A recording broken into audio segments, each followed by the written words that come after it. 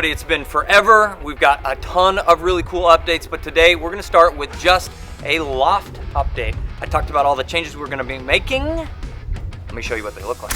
First and foremost, sliders. Ooh.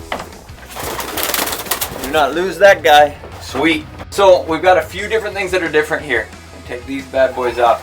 We have perches on this wall. That'll be for more off-season type stuff. Lots of perches so that each bird has their individual perches. Important.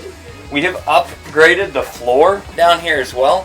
This is MDO, not MDF. Most people have heard of MDF. This is MDO, which is essentially a concrete forming board. So if you want to build big concrete walls, MDO is it, which means waterproof, durable. It's a resin-bound wood, and you can scrape it and pour stuff on it, and it doesn't bubble up or make a mess. Up here, we have the MDO boxes. These nest boxes have fronts.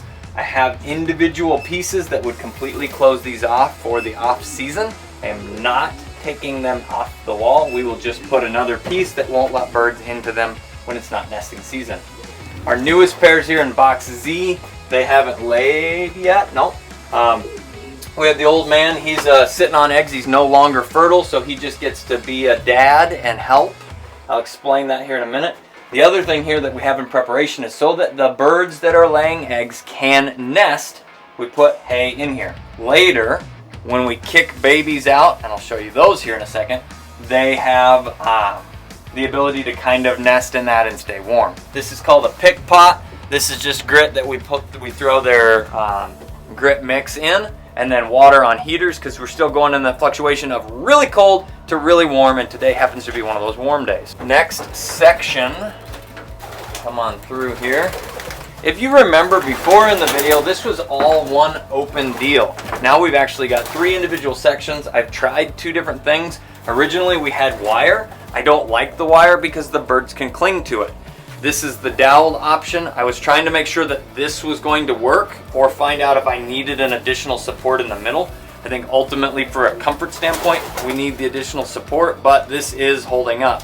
The dowels prevent birds from clinging to it, and when they cling to the wire, they kind of screw their feathers up.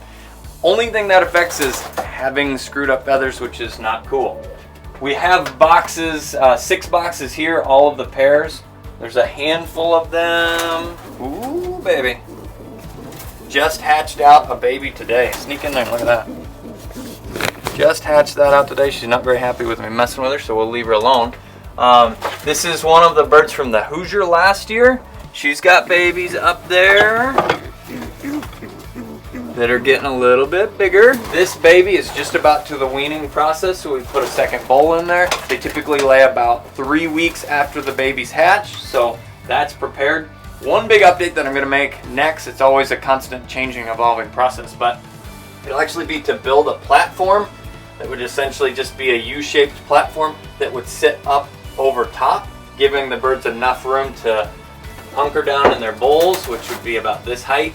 But then have a second bowl and zone on top. That would keep the youngsters from jumping nest bowls and messing up the newly laid eggs and prevent either breaking them or preventing the parents from being able to sit them enough to fertile them, actually incubate them. Each bird has their own little pot with food in it. It's a mixture of different grain. Today's an oil day, which is why the feed looks a little bit dirty. We'll talk about the procedures and processes in another video. Again, a little bowl, or excuse me, box. Hello, lady. A box down here with the hay. Same setup as the last one, but there's 6 pair in here. Moving the last section here, and this is the most fun section currently. We have little babies. These are weaners, just about ready to be vaccinated. Look at that, unique, flying away already. The unique little crown up there on top, that's kind of cool. But super healthy babies, they're enjoying it. This is what they do. They hang out in this little square nest for them. All these here stools are so that you can see up top. These are for baths that the birds get about once to twice a week. And then you can see here's a prime example. We've got 2 eggs and 2 babies. These guys have babies, these guys have eggs. There's new eggs there. They're on their second round. These are new babies here. And then these guys are about ready to lay eggs. They're a little bit behind schedule because those are their weaned babies down here. So not the end of the world, but it's pretty cool. The last and huge update that I made to the loft is actually right behind us here in this little aviary. It's plastic coated on top.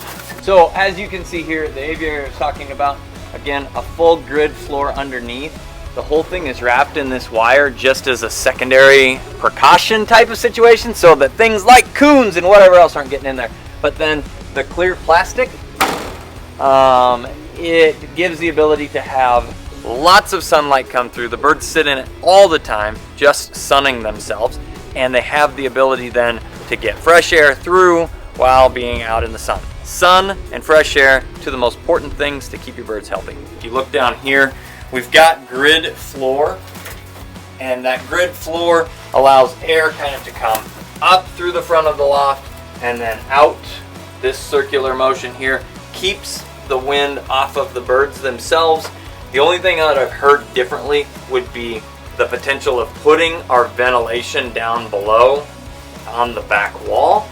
My biggest issue with having some of that is the risk of predators and the risk-reward ratio.